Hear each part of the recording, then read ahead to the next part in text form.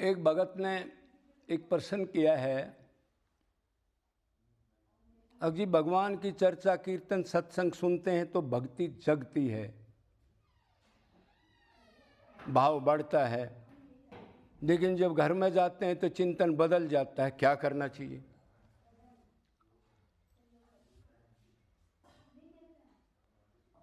तो जवाब तो आपके पास खुद ही है। जिस चीज से फायदा हो रहा है उसको आप छोड़ते क्यों हो फिर? भाई आपको सत्संग से, कीर्तन से, किसी संत का तत्व ज्ञान सुनने से अगर वैराग्य और भगवान की तरफ खिंचाव होता है और आप जानते भी हो, अब उस चीज को छोड़ने से फिर दुख, अशांति और वही चिंतन शुरू हो जाता है जो अनादिकाल से चल रहा है। तो जवाब तो वैसे आपके पास ही यही है। फिर उस चीज को, उस वातावरण को क्यों बदलते हो जब आपको पता है मनुष्य शरीर इतना कीमती है, कभी तो कल्प के बाद भी हज नहीं मिलता। एक कल्प 4 अरब 32 करोड़ साल, ब्रह्मा जी का एक दिन एक ब्रह्मांड की परले और इतने की रात। तो फिर आप, जब आपका भाव बनता है और मनुष्य शरीर का जो लक्ष्य है उसकी तरफ प्रोग्रेस होती है, तो उस वातावरण को छोड़ के फिर गंदे वातावरण में क्यों जाते हो? ये किसकी गलती है? जब आपको पता है, डॉक्टर ने बता दिया या आपको पता है कि ये खाने से मेरे को नुकसान हो रहा है, डायबिटीज है, फिर आधा किलो जलेबी खा रहे हो, मतलब जानते हुए पता है 84 में दुख है, मनुष्य शरीर कीमती है, फिर उसका दुरुपयोग कर रहे हो।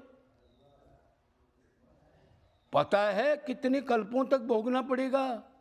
एक बार पैर फिसल गया, एक बार माया चली गई, माया में लिप्त होकर के उसी चिंतन में प्राण निकल गए, तो क्या क्या भोगना पड़ेगा ये याद नहीं रहता क्या भेजे में?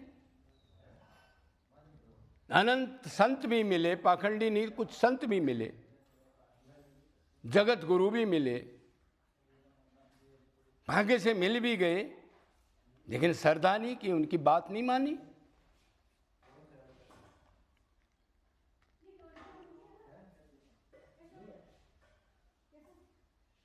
जब आपको पता है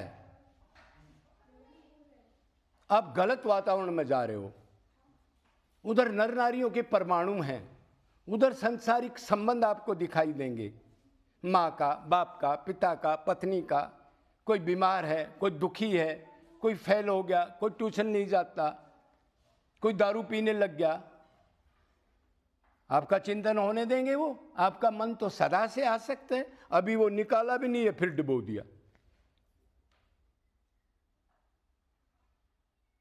हाँ, वो दृढ़ हो जाए, बस साधना भक्ति हो जाए, भाव भक्ति में चले जाओ और ये समझ लो मैं आत्मा हूं, मेरा संबंध नहीं है, तो आप थोड़ा सा रुक सकते हो।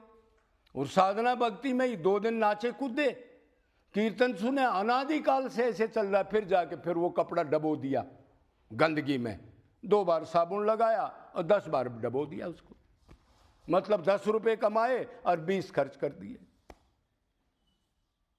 मतलब बीमारी ठीक करने के लिए 2-4 दिन डॉक्टर की मानी परहेज किया और 6 महीने परहेज नहीं किया। डर नहीं लगता? 84 में क्या दुख होगा? ये भगवान ने मनुष्य शरीर कितना दया करके दिया है, उसका धन्यवाद भी नहीं, प्रणाम भी नहीं उसको। और वही सारी चीज मेरे को पेट में जिसने रक्षा की, और फिर ही भूल भलैया में जूते चप्पल डंडे खाने के लिए फिर घूमने लग गए। तो भाई घर जाओगे तो घर की चीज मिलेगी, अब शराब की दुकान पर जाओगे तो शराब मिलेगा, और गीता या कोई पुस्तकों की बढ़िया दुकान होगी उधर वो चीज मिलेगी। जिसका संग करोगे वही चीज अंदर जाएगी। वेदव्यास ने कहा, उसने कहा भक्ति क्या है? अब भगवान में किसी भी तरह मन लगा दो वही भक्ति है। नवोदय भक्ति नहीं, 1000 बार प्रकार की, 2000 प्रकार की भक्ति है। भगवान में जैसे मन लगे, अटैचमेंट हो जाए मन की। और फिर कहा जहां मन लगेगा आपका, काम क्रोध लोभ धर्म अर्थ, वही चीज आपके अंदर घुसेगी। तो ऐसे वातावरण में जा रहे हो तो क्या आपको क्या मिलेगा फिर? उसकी क्या आस कर रहे हो आप, जब आपका आनंद अनादिकाल से तजर्बा है? इतने दुख भोग रहे हो, उसी माँ से, उसी बाप से, उसी बेटे से, उसी बहू से दुख मिल रहा है, आदर भी नहीं, गलत काम हो रहे हैं, आपके बच्चे आपका कहना नहीं मानते। आजकल 80% जो 18-20 साल की लड़के लड़कियां हैं वो कह रही हैं जी मैं शादी नहीं कराऊंगी अभी, माँ बाप देखता है ये क्या कह रही है, फिर भी अपना मान के उनमें फिर भी चक्की पीसने के लिए तैयार हो 84 की।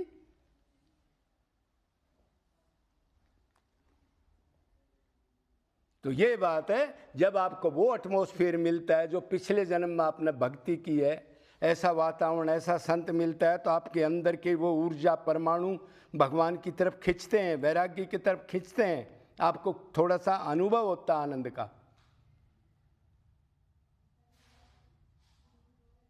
और जब वो एटमॉस्फेयर बदल जाता है तो फिर जा करके एक आध घंटा असर रहता है, फिर जाके उधर ही हेलो हेलो हेलो, ये कमा लूँ, ये खा लूँ, वो इतना बड़ा बन गया, उसको मान सम्मान दिखा दूँ, इतनी बड़ी कोठी बना लूँ, इसका मुहूर्त कर लूँ, करोड़ों लोग इकट्ठे कर लूँ।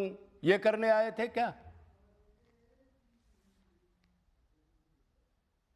अरे जब कुबेर को सुख नहीं है, जो स्वर्ग का खजांची है, तो हमारी क्या फटीचर हालत है इस मृतलोक में।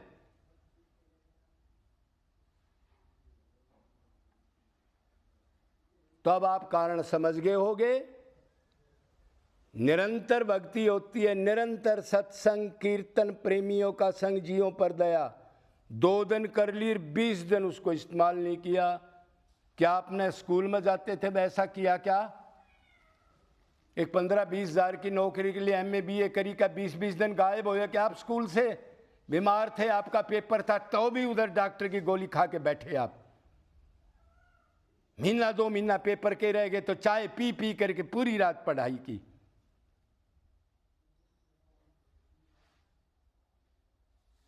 क्यों? उससे आसक्ति है, सुख मिलेगा, नौकरी लग जाऊंगा, जबकि सुख पुख तो है नहीं, सस्पेंड भी हो सकता है कल।